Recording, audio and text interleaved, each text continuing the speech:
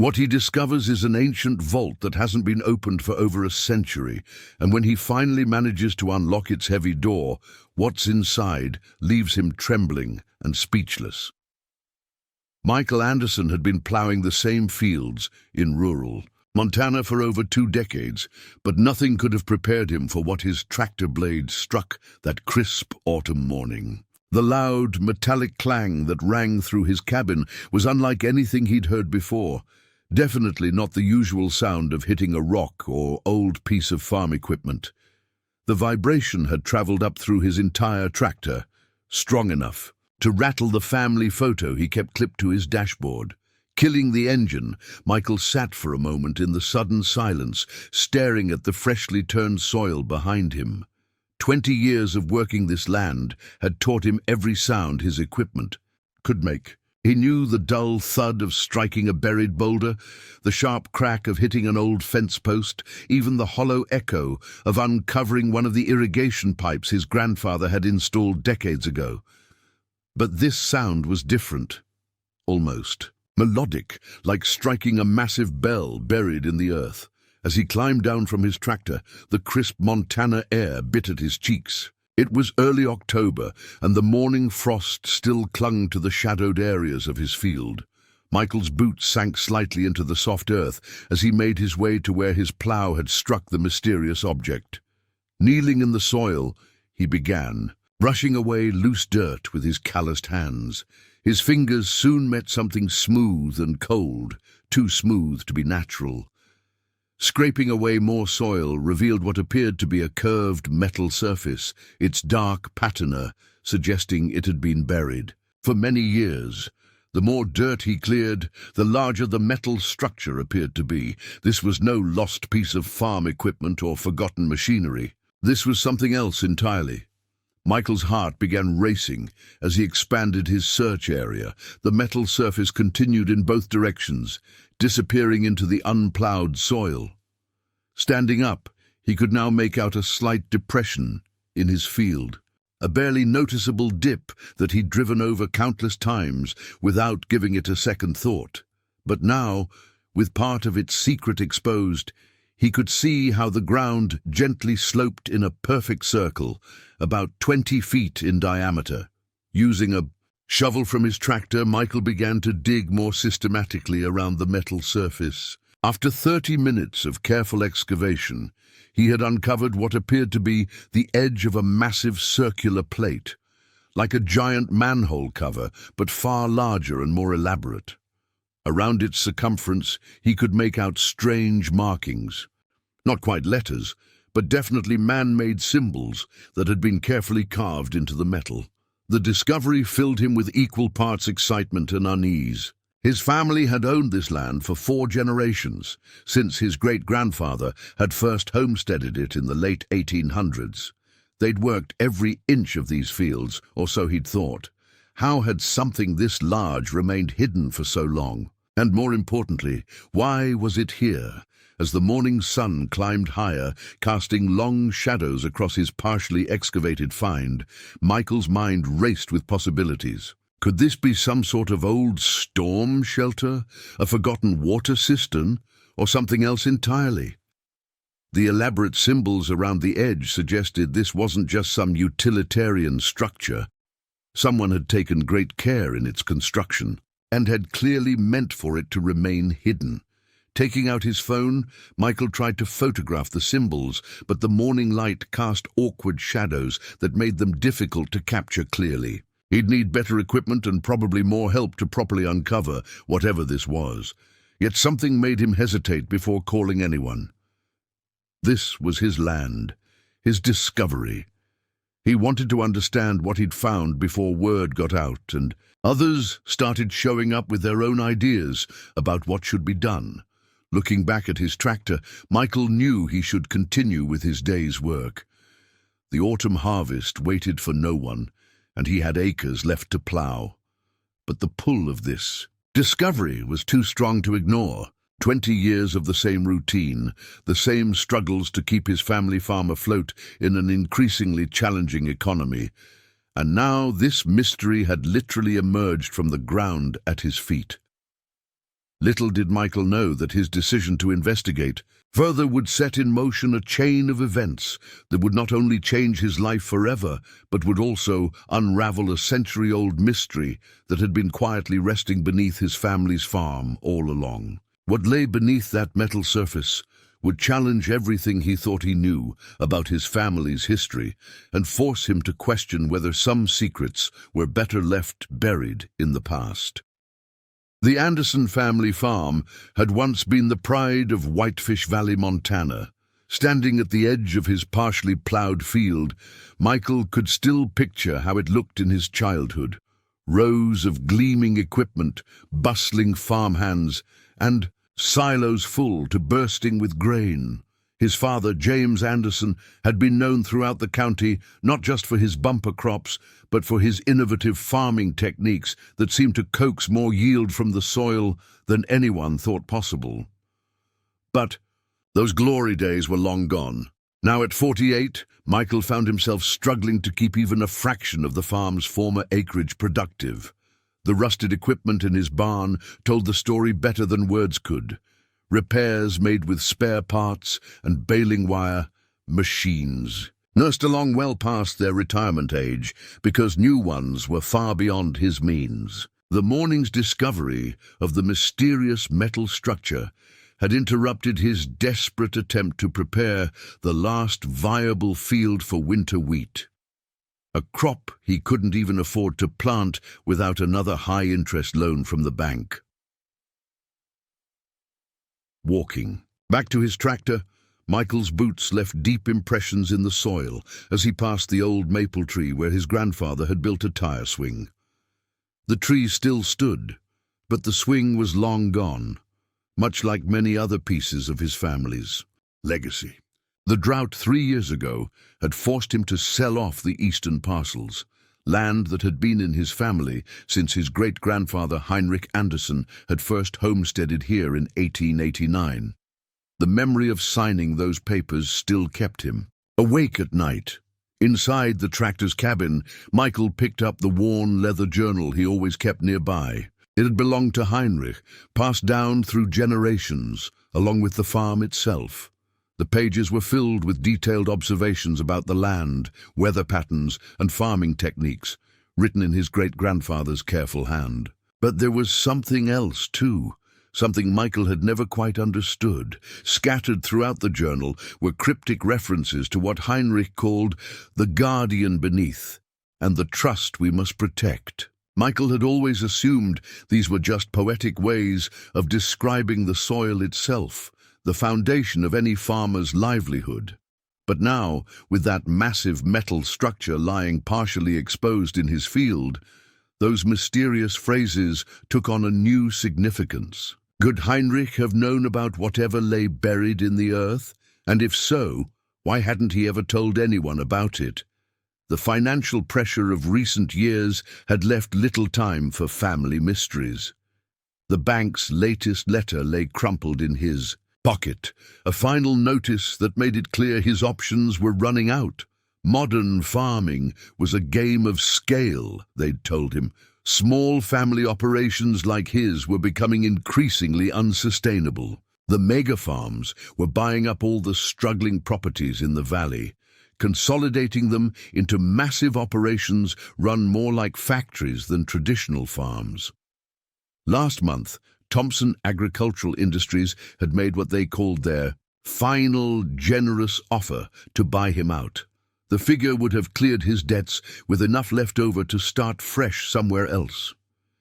Many of his neighbors had already taken similar deals, their families' legacies absorbed into the corporate giants' ever-expanding holdings. The thought of being the first Anderson to lose the farm entirely made his stomach churn, but the reality was that he was running out of options.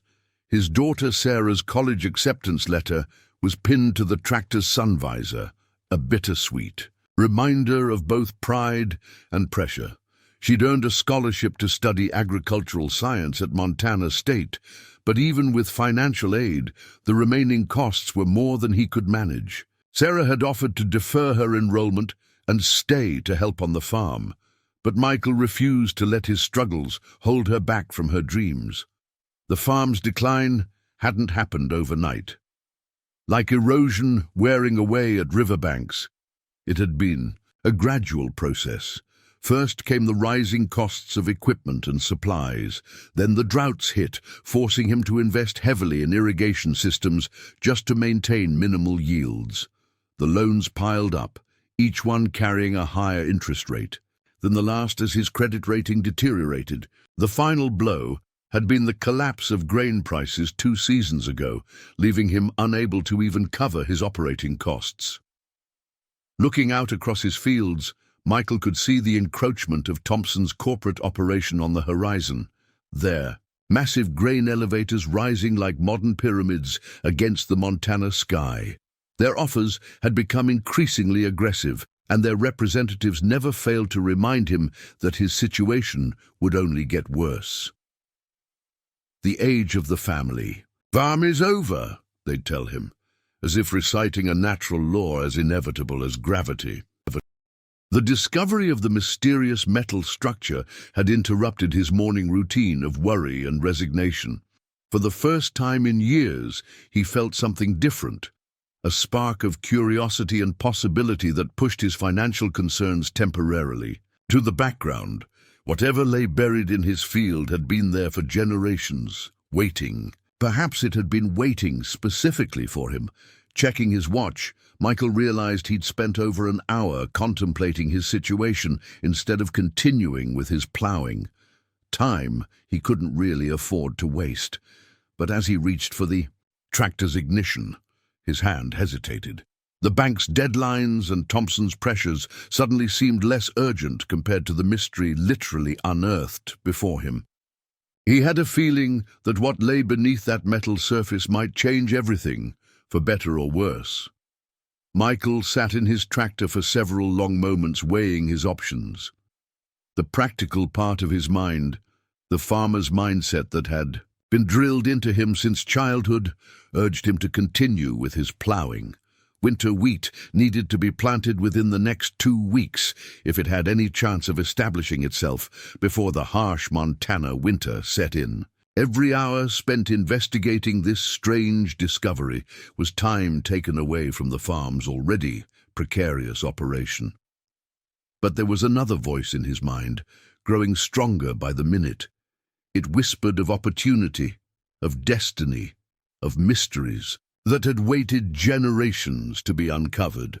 His eyes drifted back to his great-grandfather's journal, to those cryptic references he'd never fully understood. The coincidence seemed too perfect to ignore, finding this structure just when he was closest to losing everything.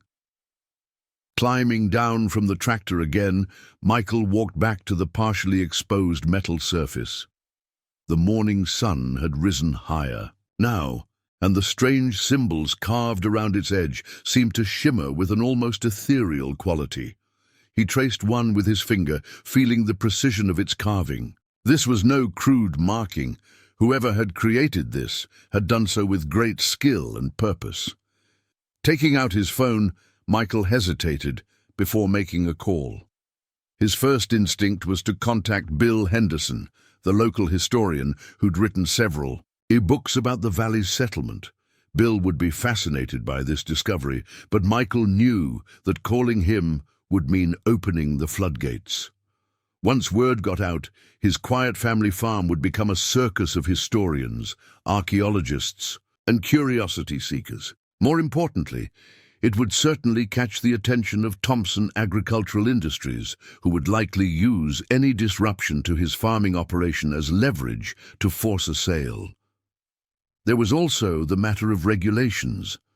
Michael had heard enough stories about farmers finding historical artifacts on their land, only to have their operations shut down by preservation orders and endless archaeological surveys. He couldn't afford any delays or restrictions on his ability to work the land, not with his current financial situation. Yet the pull of the mystery was undeniable. Michael found himself walking back to his barn, drawn by an idea that had been forming in his mind.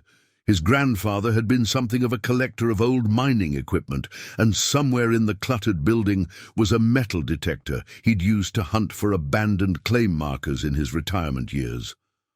After 20 minutes of searching through dusty shelves and boxes, Michael found the device. It was old, but had been well maintained, like most of his grandfather's possessions. The batteries were dead, but he managed to find some replacements in his workshop. When he switched it on, the device hummed to life, its analog needle jumping, as he passed it over his steel-toed boots. Returning to the field, Michael began a systematic sweep around the exposed metal surface. The detector's signals painted a picture of something massive underground, far larger than what was visible. The circular plate he'd uncovered appeared to be just the top of a much more extensive structure. His mind raced with possibilities. The construction must have cost a fortune, even by today's standards. What could have motivated someone to build something so elaborate and then hide it so completely? And why here, on what was then just a remote homestead in the Montana Territory? The responsible thing would be to report the finding, to bring in experts who could properly investigate while protecting any historical artifacts. But as Michael stood there, the weight of his great-grandfather's journal in his pocket seemed to grow heavier. Heinrich had known about this place, had written about it in ways that suggested it was something to be protected, not exposed. Looking back at his farmhouse, Michael thought about Sarah's college acceptance letter. He thought about the bank's final notice and Thompson's predatory offers. Whatever lay beneath his feet had been deliberately hidden, and his family had been chosen as its guardians. Perhaps that wasn't an accident. The decision crystallized in his mind with surprising clarity.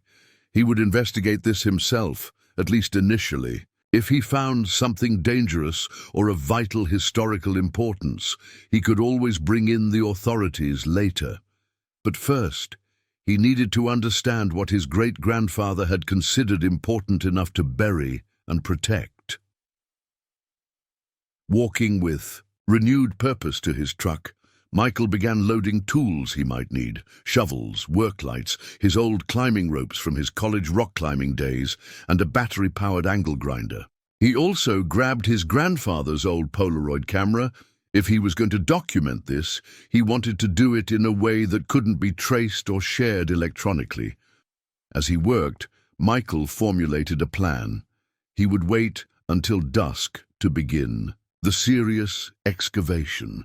His field was invisible from the main road, and the neighboring farms were far enough away that no one would notice lights or activity after dark. He could use the remaining daylight hours to continue his regular farm work, maintaining appearances while preparing for what might be the most important night of his life.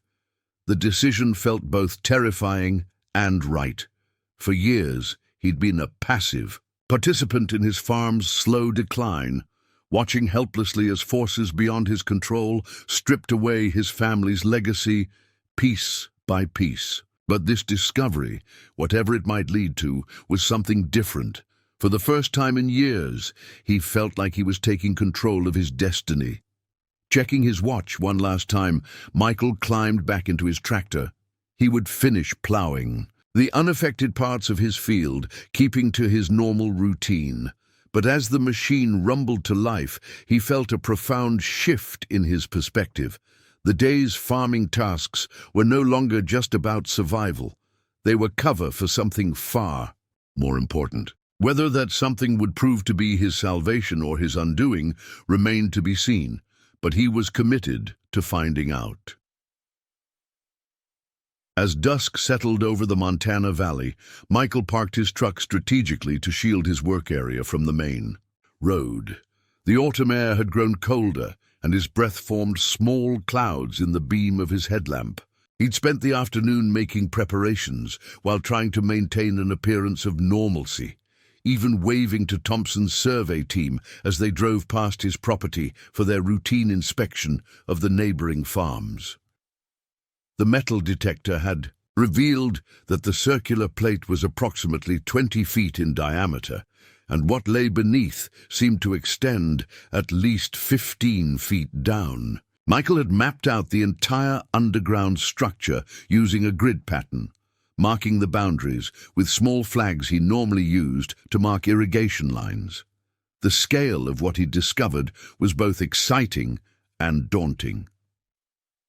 Starting at the edge where his plow had first struck metal, Michael began carefully removing soil with a shovel. He'd learned from years of maintaining irrigation systems that rushing excavation often caused more problems than it solved. Every few inches, he would sweep away loose dirt with a brush, revealing more of the intricate symbols carved into the metal surface.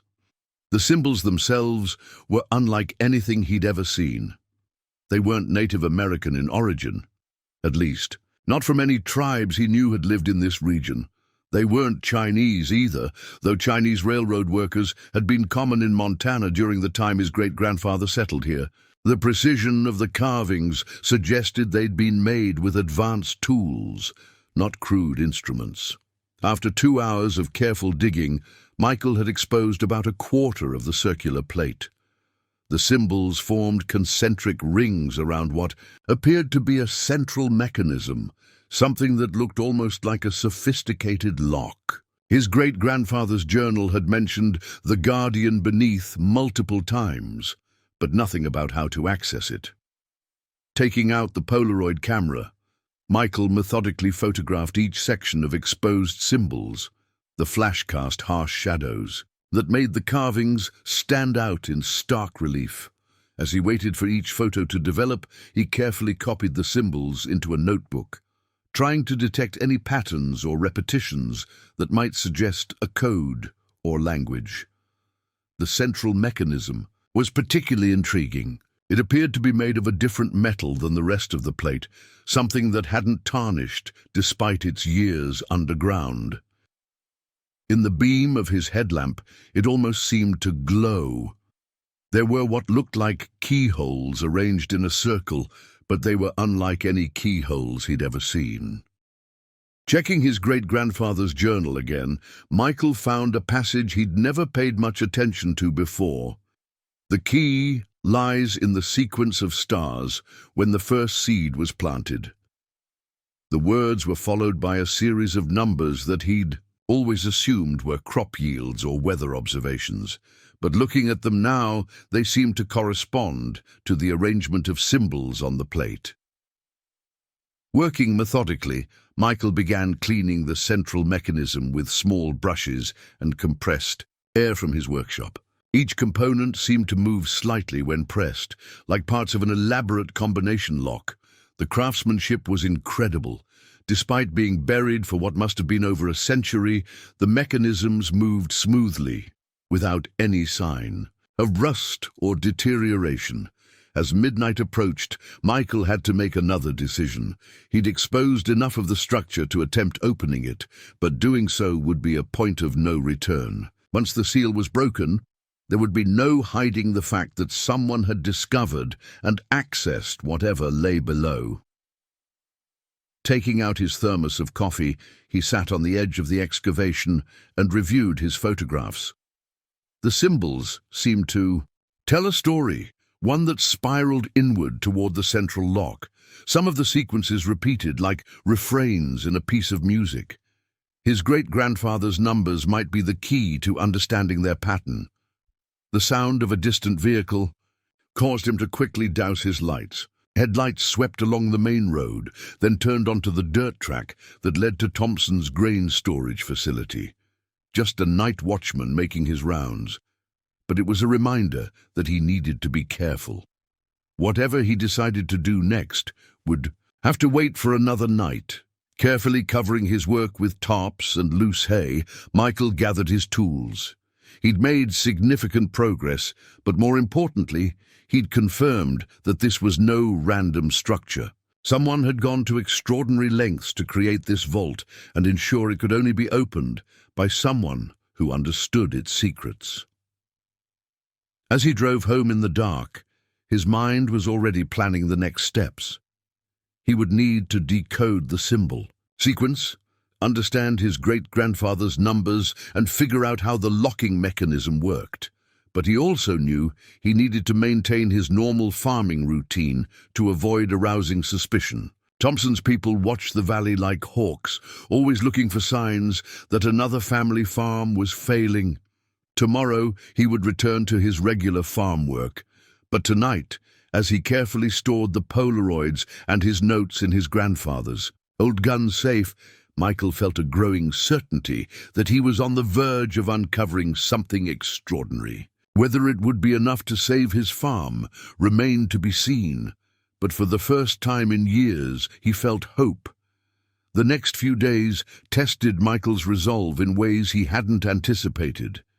Each morning he would check the tarps covering his discovery, and each morning the sight of them filled him with a mixture of excitement and growing anxiety.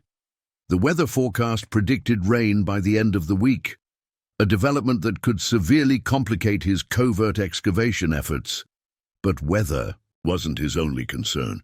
Word had somehow gotten out that Thompson Agricultural Industries was increasing their presence in the valley. 3 more of his neighboring farms had sold out in the past week alone, and the corporate giant surveyors seemed to be everywhere, their white trucks constantly patrolling the back roads as they assessed their newest acquisitions. On the 4th morning after his discovery, Michael noticed fresh tire tracks leading partway into his field, stopping just short of the covered excavation site. Someone had been on his property during the night. The realization sent a chill down his spine that had nothing to do with the autumn air. He spent the next hour carefully checking his work area, but the tarps appeared undisturbed. Still, the incident forced him to add more camouflage and rethink his timeline. The symbols themselves were proving to be another source of frustration. Despite hours spent comparing them to his great-grandfather's journal entries, the pattern continued to elude him. The numbers Heinrich had written seemed to correspond to something, but every sequence Michael tried with the central locking mechanism led nowhere. Each failed attempt left him wondering if he was damaging the delicate machinery. Sarah called from college that evening, her voice full of enthusiasm about her agricultural science classes. "Dad, you won't believe what we're learning about soil composition and crop yields," she said excitedly. "I think I might have some ideas that could help with the farm's productivity." Michael's heart clenched as he listened, knowing that without some miracle, there might not be a farm left by the time she graduated. The weight of his secret felt especially heavy during these conversations. That night, as Michael worked by lamplight, at his kitchen table, surrounded by the Polaroids and his notes, a new worry began to gnaw at him. What if there was nothing valuable in the vault? What if all this effort, all this secrecy was for nothing? Or worse, what if he found something that would only bring more problems? His mind wandered to stories he'd heard about farmers finding Native American artifacts and losing their land to archaeological preservation orders. The next morning brought a new complication. His ancient tractor, already held together mostly by hope and baling wire, finally gave up the ghost. The timing, it couldn't have been worse. He needed to maintain appearances of normal farming operations, but he couldn't afford repairs right now. Every dollar he had was tied up in seeds for the winter wheat he still hadn't planted. As he stood in his barn, staring at the disabled tractor, Michael noticed something odd about the old toolbox he'd inherited from Heinrich. He'd walked past it thousands of times, but now, with his mind attuned to patterns and symbols, he saw that the worn, decorative scrollwork around its edges wasn't decorative at all. The marks were weathered almost to invisibility, but they matched some of the symbols on the vault. His hands trembling slightly, Michael opened the toolbox. Most of its contents were familiar, the usual assortment of vintage tools and spare parts. But when he removed the upper tray, he found something tucked into a hidden compartment beneath, a small leather pouch containing what looked like metallic puzzle pieces. each inscribed with symbols matching those on the vault. The discovery should have been encouraging, but it only added to his anxiety. If these pieces were meant to help open the vault, why hadn't Heinrich left clearer instructions? And why hide them so carefully? The more Michael uncovered, the more questions arose, and the weight of responsibility felt increasingly overwhelming. That afternoon, he received another letter from the bank. They were calling in his equipment loans early, citing missed payments and market uncertainty. Without functioning equipment, he had no way to maintain even the appearance of normal operations. The walls were closing in, and time was running out. As dusk approached, Michael stood at the edge of his field, the leather pouch heavy in his pocket. The first drops of the predicted rain had begun to fall, and thunder rumbled in the distance. He had a decision to make: wait for better conditions and risk losing everything to the bank, or push forward tonight despite the weather and increasing surveillance. The complexity of the vault's locking mechanism suggested that whatever lay within was meant to be protected at all costs. But protected from what, or whom? For the first time, Michael wondered if his great-grandfather's silence about the vault's existence had been meant as a warning rather than a challenge. The storm that hit the valley that night was unlike anything Michael had seen in years. Sheets of rain turned his field into a muddy morass, and lightning split the sky with such frequency that he had to shut off his work lights to avoid drawing attention. But it wasn't the weather that would prove to be his biggest problem. As he struggled to protect the excavation site from flooding, his phone buzzed with an urgent text from Sarah. The bank had contacted her about co-signing for an emergency loan, something Michael had explicitly promised he would never ask her to do. "Dad, what's really going on?" she wrote. "Thompson's people were asking around campus about our farm's deed history. Why are they so interested all of a sudden?" Michael's hands shook as he read the message. Thompson's interest in deed histories could only mean one thing. They somehow knew something was different about his property. The random surveying, the nighttime visitors, the increasing pressure from the bank, it all suddenly made terrible sense. They weren't just trying to buy his farm, they were looking for something specific. Working frantically in the rain, Michael managed to rig a makeshift shelter over the vault's exposed surface, using tarps and lumber from his barn. But as he finished securing the last corner, his headlamp illuminated something that made his blood run cold. There, half buried in the mud, was a small electronic device, some kind of sensor or tracker that definitely hadn't been there the day before. Checking the perimeter of his property, Michael discovered 2 more devices hidden in the trees near his field. The realization hit him like a physical blow. He wasn't just being watched, he was being monitored professionally. His amateur attempts at secrecy had probably looked like neon signs to whoever was surveilling him. Returning to his house to change. Out of his soaked clothes, Michael found his front door slightly ajar. He always locked it, had done so religiously since his wife passed 5 years ago. Heart pounding, he pushed it open slowly. Nothing seemed obviously disturbed, but years of living alone had taught him the exact placement of everything in his home. Little things were off, papers on his desk slightly reshuffled, his great-grandfather's journal moved a fraction of an inch from its usual spot. Someone had been inside, searching for something. Moving quickly, Michael checked the gun safe where he'd been keeping the Polaroids and his notes.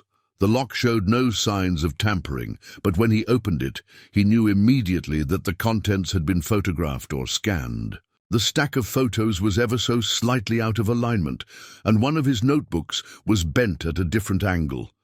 His hands trembling, Michael gathered everything related to the vault and stuffed it into his grandfather's old army rucksack. He couldn't leave any of it in the house now, but as he was about to close the safe, something caught his eye. A tiny piece of paper had fallen between the safe's wall and floor. Fishing it out, he found himself staring at a note written in his great-grandfather's distinctive handwriting. "If they find you, burn everything and salt the earth. Some secrets must remain buried." The cryptic warning sent chills down Michael's spine. For the first time, he wondered if his great-grandfather had hidden the vault not to preserve something valuable, but to protect the world from something dangerous. The symbols, the elaborate locking mechanism, the generations of secrecy. What if it had all been containment rather than conservation?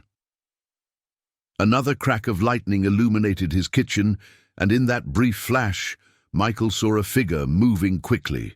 Past his window, someone was out there watching his house. His phone buzzed again. Another text from Sarah. "Dad, 2 men in suits were just asking questions about great-grandpa Heinrich at the county records office. They had satellite photos of our farm from last week. What's happening?" The walls were closing in. Michael had thought he was being careful, but he'd underestimated what he was dealing with. Thompson Agricultural Industries wasn't just some corporate farm conglomerate. They had resources and capabilities far beyond what he'd imagined. And they'd been looking for the vault long before his plow had struck metal, as if to confirm his worst fears. He heard the distant sound of vehicles approaching on his access road. Multiple vehicles, by the sound of it. In that moment, Michael realized he had only minutes to make a decision that would affect not just his future, but potentially much more. Whatever lay in that vault had been important enough for his great-grandfather. To hide it completely and protect it with warnings written in code. Just as Michael heard the vehicles pulling up to his property, his phone rang. Not Sarah this time, but Pete Henderson, his elderly neighbor, whose family had farmed the adjacent property since before the Andersons arrived in the valley. Pete's voice was urgent, none of his usual casual drawl. "Michael, I'm looking at 3 black SUVs headed your way. Those aren't Thompson's regular people. Get to my place through the old drainage tunnel, now." The drainage tunnel, Michael had almost forgotten about it. During Prohibition, the farmers in the valley had created an underground network to help each other avoid federal agents. Most of the tunnels had collapsed over the years, but the one connecting his property to Henderson's had been maintained as an emergency water management system. Grabbing his rucksack and his great-grandfather's journal, Michael slipped out his cellar door, just as headlights swept across his front yard. The entrance to the tunnel was hidden behind a false wall in the cellar's root storage area, a secret Pete's father had shown Michael's dad years ago, just in case. The tunnel was narrow and damp, barely tall enough to stand in. Michael's headlamp revealed generations of cobwebs as he moved as quickly as he dared through the darkness. Behind him, he could hear muffled voices and the sound of car doors slamming. They would find the tunnel eventually. It was just a question of how long it would take them. After what felt like an eternity, but was probably only 10 minutes, Michael emerged through a similar false wall in the Henderson cellar. Pete was waiting for him, shotgun in hand, looking grimmer than Michael had ever seen him. "They've been watching all of us," Pete said without preamble, "ever since they started buying up farms in the valley. But you found something, didn't you? Something they've been looking for." Before Michael could respond, Pete's wife, Martha, hurried down the cellar stairs. "They're at the house," she said quietly. 4 men in suits. They're showing some kind of federal badges, asking about unusual structures or historic sites in the valley." Pete's expression hardened. "Badges can be faked, and even if they're real, that doesn't mean they're on the right side of this." He turned to Michael. "Your great-grandfather Heinrich wasn't the only one who left warnings. My grandfather had notes about something hidden in the valley, something important enough that people would come looking eventually." Moving quickly, Pete pulled out an old leather-bound ledger from behind a loose stone in the cellar wall. "The families in this valley, the original settlers, they chose this place for a reason. The farm sales, the surveys, the sudden interest in local history, it's all been building to this. Thompson isn't just buying land, they're searching for something specific. Michael spread out his grandfather's journal and the photos of the vault symbols. Pete studied them intently, then began flipping through his ledger. These markings, they're not just decorative, they're part of a larger pattern. Your great-grandfather was part of a group that hid something important, something they thought would be dangerous in the wrong hands. Each family was given part of the information needed to access it, but no one family had the complete key. Martha, who had been keeping watch at the top of the cellar stairs, called down quietly, "They're starting to search the outbuildings, and more vehicles are arriving." Pete's weathered hands moved quickly as he copied something from his ledger into Michael's notebook. "This is our family's part of the sequence. Combined with your symbols and the mechanisms you found, it might be enough to open the vault. But Michael, are you sure you want to? Our grandparents went to incredible lengths to keep this hidden." A sudden banging from above made them all jump. Voices could be heard in the Hendersons' kitchen. "Mr. Henderson, federal agents, we need to speak with you immediately." Pete grabbed Michael's arm. "There's another tunnel, older one, leads to the Miller place. Sarah's grandfather used to maintain it. If anyone would know more about what's hidden on your land, it would be him." James Miller was the record keeper for the original families. Martha quickly gathered some supplies, flashlights, water, some food, and stuffed them into Michael's rucksack. "The tunnel entrance is behind the wine rack," she whispered. "Once you're in, go left at every junction. It's about a mile to the Miller farm. And Michael, be careful. Whatever's in that vault, there are clearly people willing to go to extreme lengths to find it." As Michael prepared to enter the second tunnel, Pete pressed a small wooden box into his hands. "Family heirloom. Never knew what it was for, but the markings match your photos. Now go. We'll stall them as long as we can." The sound of footsteps on the cellar stairs spurred Michael into action. As he slipped behind the wine rack and found the hidden door, he could hear Pete's voice, loud and annoyed, confronting the agents about searching private property without a warrant. The old farmer was buying him time. But how much? The tunnel to the Miller farm was older and narrower than the one he'd just traveled, with roots breaking through the earthen walls and ceiling. As Michael made his way through the darkness, Pete's wooden box tucked safely in his rucksack, his mind raced with the implications of what he'd just learned. The original farming families had chosen this valley deliberately, working together to protect something so important that its secrecy had been maintained across generations. After nearly an hour of careful progress, Michael finally emerged into the Miller's old root cellar.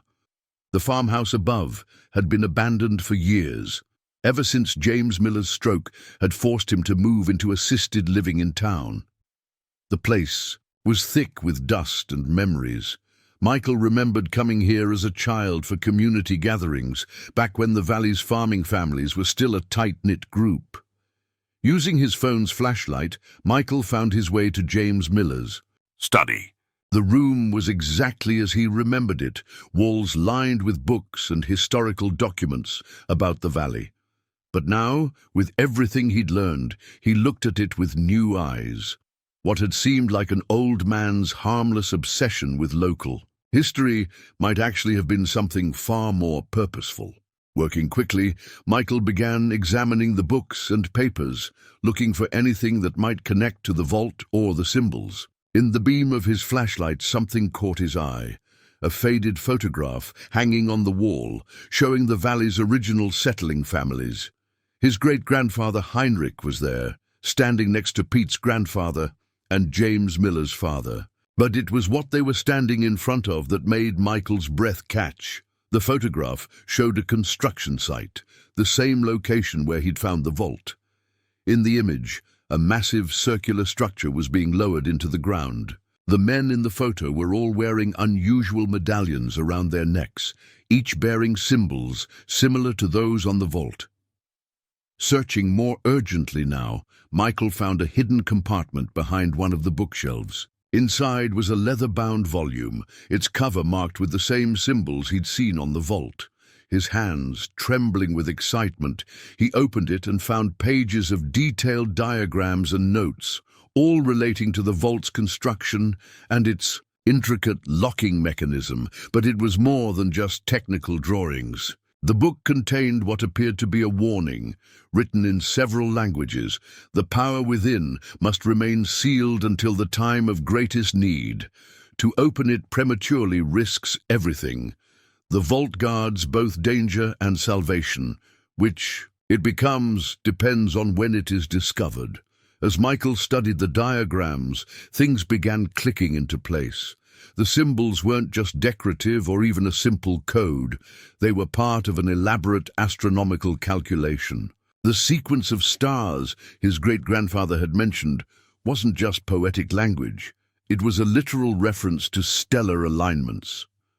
The vault could only be opened when specific stars were in precise positions. Checking his phone's astronomy app, Michael's excitement grew. The alignment described in the book would occur in less than 6 hours, just before dawn. This was why Thompson's people were moving with such urgency. They must have decoded enough of the information to know their window of opportunity was approaching. Taking out Pete's wooden box, Michael examined it more carefully. What he'd initially taken for decorative carving was actually a star chart, showing the exact configuration needed. When he pressed certain points on the chart, parts of the box shifted and moved, revealing a complex mechanism inside. This wasn't just a key. It was a calculator designed to confirm the proper moment for opening the vault. As he made these discoveries, Michael heard vehicles on the road outside. They were searching systematically, and the Miller farm would be an obvious location to check. But now he had what he needed: the astronomical calculations, the timing mechanism, and most importantly, understanding of why the vault had been sealed in the first place. Using the old tunnel network, he could make it back to his farm before dawn. But the real question wasn't whether he could open the vault. It was whether he should. The warning in the book was clear about the dangers of premature opening, yet something told him that this wasn't a coincidence. Finding the vault now, when corporate giants were swallowing up family farms across the country, when the very way of life his great-grandfather had helped establish was under threat. Perhaps this was exactly the time of greatest need the warning referred to. Gathering everything he'd found, Michael prepared to return through the tunnels. He had roughly 5 hours until the stellar alignment would reach its crucial position. 5 hours to make it back to his farm, avoid Thompson's people, and make a decision that could change everything. The journey back through the tunnel network was more treacherous than before. Michael could hear vehicles and voices above ground. They were systematically searching every property in the valley. But the knowledge he'd gained at the Miller farm drove him forward. Whatever was in that vault, multiple generations of valley families had dedicated themselves to protecting it. Using the drainage tunnels, Michael emerged in his field, just yards from the vault site. The makeshift shelter he'd constructed earlier had been torn down, and powerful portable lights now illuminated the entire area. But surprisingly, no one was there. The searchers had moved on to other parts of his property. Working quickly, Michael examined the vault's central locking mechanism with new understanding. The astronomical diagrams from Miller's book showed that each ring of symbols corresponded to a specific star's position. When he held Pete's wooden box over the mechanism, the star chart on its surface aligned perfectly with the vault's markings. As he worked, a distant memory surfaced, something Sarah had said years ago while studying ancient astronomy for a school project. "The stars tell us when," she'd explained, "but the Earth tells us where." Looking at the vault's symbols again, Michael suddenly understood. The star alignments weren't just about timing. They were coordinates, pointing to this exact spot in the valley. With trembling hands, Michael began adjusting the rings according to the calculations in Miller's book. Each correct position produced a faint click, like tumblers falling in a lock. But it was what he found beneath the final ring that made his heart nearly stop. There, previously hidden, was a small metal plate bearing his family's name, Anderson. And beside it, an inscription, "To the guardians of the seed, when hope seems lost and the land cries out, the renewal begins." The meaning struck him with sudden clarity. The vault wasn't hiding something dangerous, it was protecting something precious. His great-grandfather's journal entries about the guardian beneath and the trust we must protect took on new meaning. The original farming families hadn't just chosen this valley randomly. They'd chosen it to protect something vital to agriculture itself. As the first light of dawn began to creep over the valley, Michael inserted the core of Pete's box into the central mechanism. The star chart aligned perfectly with the symbols, and a deep, resonating hum began to emerge from beneath the ground. The sound grew stronger, and the entire metal surface began to shift and move in ways that seemed to defy engineering. Segments of the vault's cover retracted and rotated, revealing a spiraling staircase descending into darkness. The air that emerged was neither stale nor cold, but carried a strange, almost sweet scent that made Michael think of springtime and fresh growth. Taking out his flashlight, Michael began to descend. The stairs were pristine, showing no signs of age, despite being sealed for over a century. The walls were covered in more symbols, but these told a story. Images of crops failing, of dust storms and devastation, followed by renewal and rebirth. At the bottom of the stairs, Michael entered a circular chamber that took his breath away. The walls were lined with what looked like glass cylinders, each containing seeds and saplings suspended in a clear liquid that seemed to glow with its own inner light. But these weren't ordinary plants. Even to his experienced farmer's eye, they were like nothing he'd ever seen before. In the center of the chamber stood a pedestal with an open book. Its pages were covered in scientific formulas and agricultural diagrams far more advanced than anything that should have existed in his great-grandfather's time. This was why Thompson Agricultural Industries had been so interested in the valley. Somehow they'd learned about this vault and its contents. The book detailed something extraordinary. These were hardy, disease-resistant strains of various crops, developed using techniques that modern science was only beginning to understand. The plants in the cylinders were designed to survive drought, resist pests, and produce abundant yields without chemical fertilizers. They were, in essence, a complete solution to the problems facing modern agriculture. But more importantly, they were meant to be free. The book was explicit about this. These seeds were intended to help independent farmers resist the consolidation of agricultural power. They were meant to be discovered at a time when corporate farming threatened to completely take over, providing a way for family farms to survive and compete.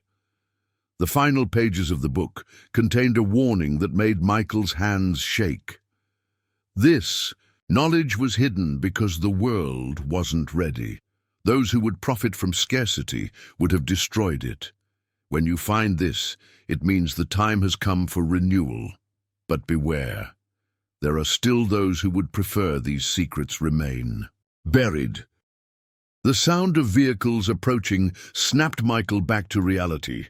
The sun had risen fully now, casting long shadows through the vault's entrance. He could hear Thompson's people returning, their voices carrying down into the chamber.